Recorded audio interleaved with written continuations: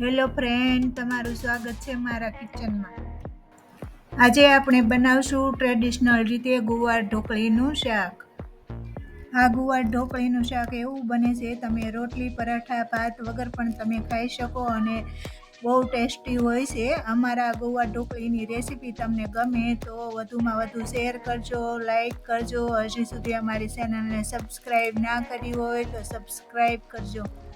ગુવાર ઢોકળીના શાકમાં આ બધી સામગ્રી લેવાની છે. એમાં આપણે આ 250 ગ્રામ કૂણો ગુવાર લીધો છે, જેમાં બી ન હોય તેવો ગુવાર લેવાનો છે. તેના આ રીતે પીસ કરી લેવાના છે. ઢોકળી માટે પોણી વાટકી ચણાનો લોટ, અડધી વાટકી ઘઉંનો લોટ.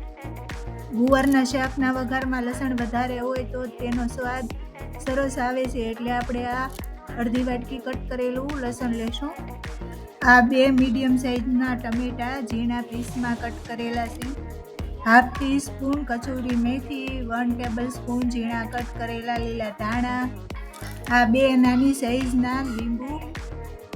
સૌપ્રથમ આપણે ઢોકળી બનાવી લેશું. તો ઢોકળીની તૈયારી માટે આપણે પહેલાં ચણાનો લોટ, ઘઉંનો લોટ, કસૂરી મેથીને આ રીતે આપણે બારીક કરી લેશું. તેમાં આપણે ઉમેરશું લીલા કટ કરેલા ધાણા ઉમેરશું, હાફ ટીસ્પૂન હળદર, હાફ ટીસ્પૂન લાલ મરચું પાવડર, સ્વાદ અનુસાર મીઠું, હાફ સ્પૂન ધાણા જીરું પાવડર, 1/4 ટીસ્પૂન અજમો, 1 સ્પૂન બારીક ઝીણો કરેલો ગોળ, 2 સ્પૂન તેલ, 1 લીંબુનો રસ.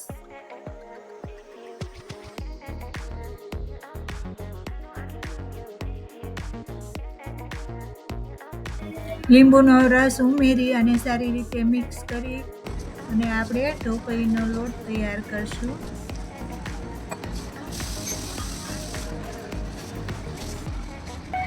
લોટને આ રીતે બાંધી અને મસળી અને એકદમ લીસો કરશું.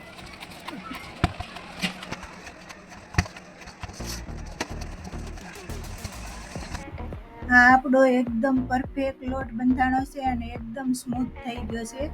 આ આપણા હાથના મદદથી આપણે એને રોલ કરી લેશું. પછી ચપ્પુના મદદથી તેના એક સરખા નાના નાના પીસ કરી લેશું. અને એક સરખા પીસ કરવી તો આપણી જે ઢોકળી છે એક જ સાઈઝની બધી બને છે. આ કટ કરેલા પીસ આપણે હથેળીમાં લઈને જેમ રોટલીનો લુવો કરવી તેમ લુવો કરી અને હથેળીમાં દબી અને હાથથી પોળી કરી અને વચ્ચે હોલ પાડી અને આ રીતે આપણે બધી ઢોકળી તૈયાર કરવાની છે. ગેસ શરૂ કરી તેના ઉપર પ્રેશર કુકર મૂકી તેમાં 3 સ્પૂન તેલ ઉમેરશું.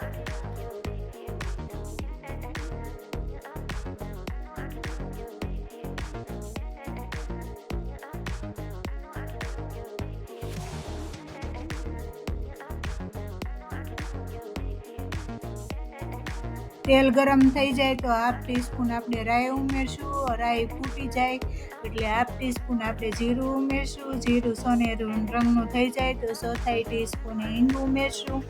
હિંગનો વઘાર રેડી થઈ જાય પછી આપણે ઝીણા કટ કરેલા લસણની કળીના પીસ તે આપણે અડધી વાટકી ઉમેરશું. લસણ બદામી રંગનું થઈ જાય તો આપણે આ કટ કરેલા ટમેટા હવે આપણે ઉમેરશું. ટમેટાને 1 મિનિટ જેવા આપણે સાતળશું. ગુવારનું શાક એક એવું શાક છે જે ખાવામાં સ્વાદિષ્ટ હોવા ઉપરાંત ઘણા સ્વાસ્થ્ય લાભો પણ કરાવે છે, કારણ કે ગુવારની શીંગ પોષક તત્વોથી ભરપૂર હોય છે. ગુવારની શીંગોનું સેવન સ્વાસ્થ્ય સંબંધિત અનેક સમસ્યાઓને દૂર કરવામાં મદદરૂપ સાબિત થાય છે, કારણ કે ગુવારની શીંગોમાં પ્રોટીન, દ્રાવ્ય, ફાઇબર, વિટામિન કે, vitamin C, vitamin A, carbohydrates, phosphorus, calcium, iron, potassium જેવા તત્વો પુષ્કળ પ્રમાણમાં જોવા મળે છે, જે સ્વાસ્થ્યની દ્રષ્ટિએ ખૂબ જ ફાયદાકારક સાબિત થાય છે. ગુવારની શીંગોનું વધુ માત્રામાં સેવન ન કરવું જોઈએ, કારણ કે વધુ પડતા સેવનથી સ્વાસ્થ્યને પણ નુકસાન થાય છે. ટમેટા સતળાઈ ગયા પછી આપણે ગુવાર ધોઈ અને તેમાં ઉમેર્યો છે. હવે તેને પણ થોડી વાર સાતળશું. હાફ ટીસ્પૂન હળદર ઉમેરશું. 2 ટીસ્પૂન લાલ મરચું પાવડર આપણે ઉમેરશું. મરચું તીખું મોળું હોય તો તમારા સ્વાદ અનુસાર તમે ઉમેરી શકો છો. હાફ ટીસ્પૂન ધાણા જીરું ઉમેરશું, 1 ટીસ્પૂન આપણે બારીક કટ કરેલો ગોળ ઉમેરશું, 1 ટીસ્પૂન મીઠું ઉમેર્યું છે. સ્વાદ અનુસાર તમે વધુ ઓછું ઉમેરી શકો છો. હવે આપણે બધા મસાલા ગુવારમાં મિક્સ કરી દઈશું અને થોડી વાર સાતળશું.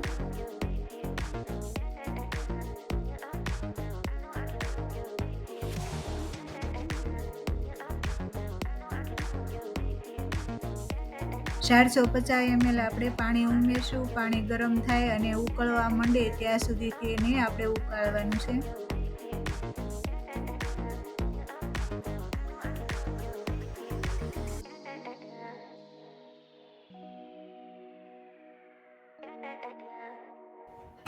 હવે આપણું પાણી ઉકળી ગયું છે. હવે પાણી ઉકળી ગયા પછી આપણે તેમાં એક પછી એક આપણે ઢોકળી ઉમેરશું.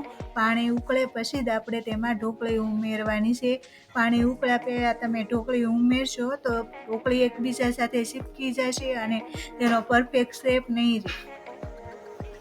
હવે ચમચાના મદદથી આપણે હલાવી અને ઢોકળી એકદમ સૂટી પાડી દઈશું અને આપણે પ્રેશર કુકરનું ઢાંકણું બંધ કરી દઈશું અને તેને 4 વિસલ થવા દેવાની છે.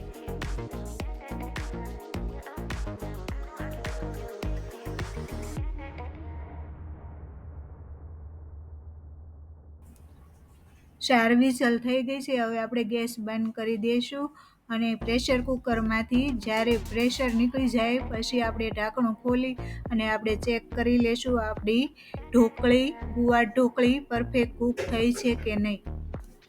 જો આપણી ઢોકળી પરફેક્ટ કૂક થઈ અને રસાદાર ગ્રેવીવાળી બની છે. 1 સ્પૂન લીંબુનો રસ ઉમેરી અને કટ કરેલા લીલા ધાણા ઉમેરશું.